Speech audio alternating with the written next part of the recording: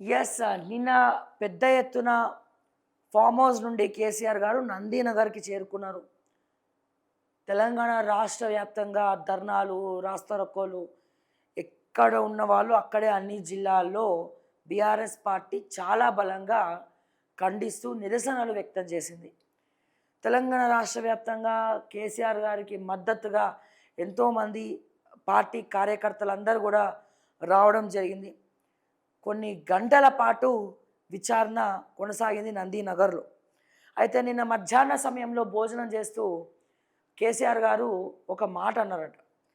ఏ ఇంట్లోనైతే తెలంగాణ ఉద్యమం కోసం నాంది పలికానో, ఎక్కడైతే నేను రూపకల్పన చేశానో, మళ్ళీ ఇదే ఇంట్లో, ఇదే రూమ్‌లో విచారణ ఎదుర్కోవాల్సినటువంటి పరిస్థితి నాకు ఏర్పడతది అని నేను అనుకోలేదు అని కేసీఆర్ గారు బాధపడినట్టు తెలుస్తోంది.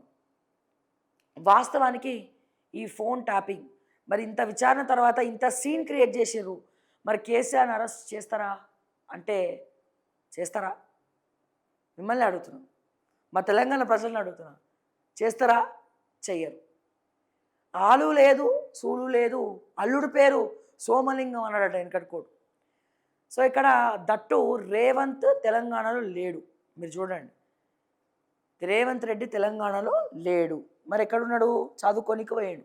దావోస్ పోయి అటు నుంచి అటు హార్వర్డ్ యూనివర్సిటీకి వెళ్ళి చదువుకోనికి పోయి సర్టిఫికేట్ తెచ్చుకుని ఇంకా రాలే. ఇవాళ రేపు వస్తాడు. ఇవాళ వస్తున్నాడు అనుకుంటా నాకు తెలిసి. మరి ఈ టైంలోనే మరి ఎందుకు మళ్ళీ నా మీద ఎవరైనా నిఘా పెడతారేమో మంత్రులు, ఏమైనా కుట్రలు చేస్తారు, కుతంత్రాలు చేస్తారు, డైవర్షన్ ఉండాలి.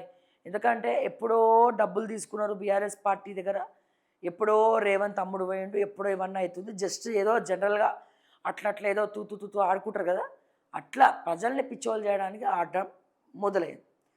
సో అందులో ఒకవేళ అరెస్ట్ అయినా హరీష్ అయ్యే అవకాశం ఉంది, కేటీఆర్ అయ్యే అవకాశం ఉండొచ్చేమో. కానీ కేసీఆర్ని టచ్ చేస్తారా?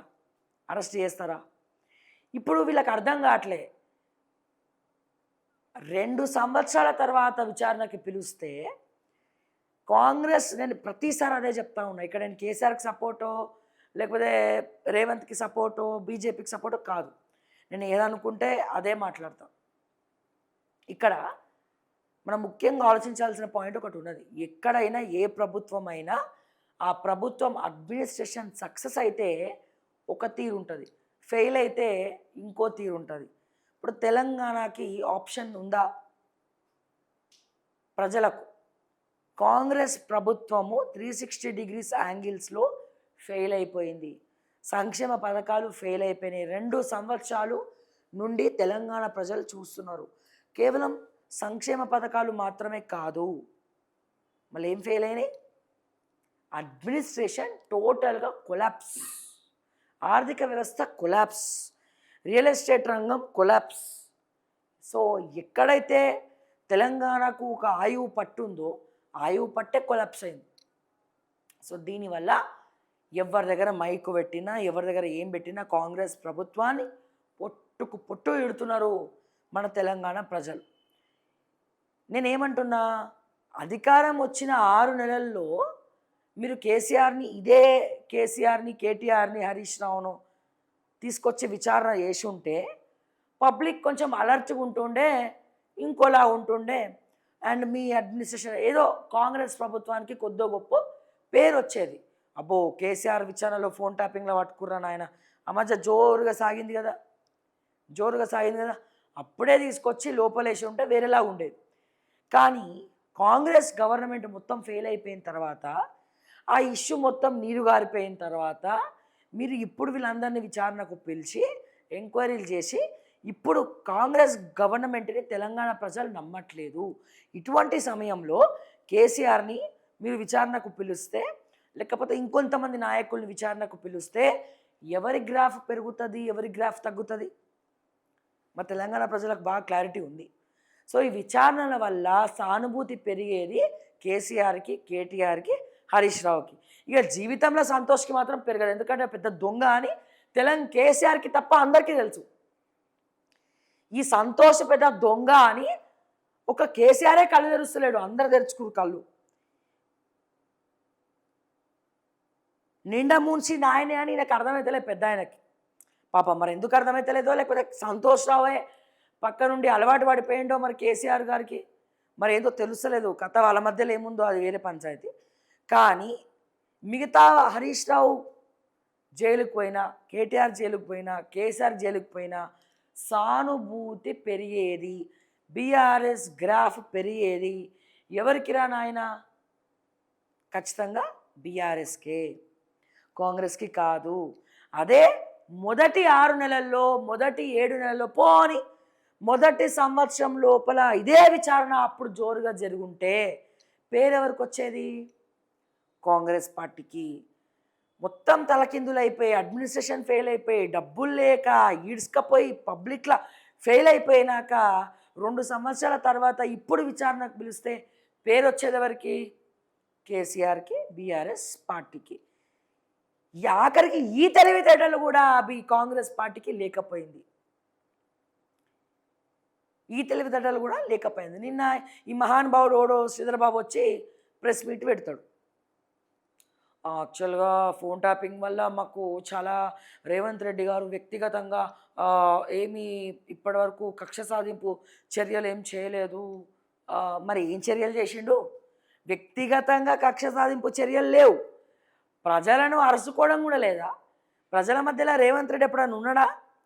మార్పు తెస్తాం, కాంగ్రెస్ వస్తుంది అనేది పాట పాడినరు. ఇప్పుడు ఏం పాడుతున్నాం?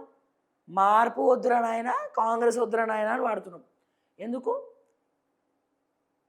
శ్రీధరబాబు కానీ, రేవంత్ రెడ్డి కానీ, బట్టి విక్రమార్క కానీ, పొంగులేటి కానీ, ఈ సీతక్క కానీ, కొండా సురేఖ కానీ, ఉత్తమ్ కుమార్ రెడ్డి కానీ ఒక్కొక్కడికి అహంకారం పెరిగిపోయాయి. ఒక్కడిని కలుస్తలేరు. అంతెందుకు? ఈ శ్రీధరబాబు నెక్స్ట్ టైం పోయి ఆ మంత్రిలా గెలుస్తాడా? రేవంత్ రెడ్డి కొడంగల్ గెలుస్తాడా? సీతక్క గెలుస్తుందా?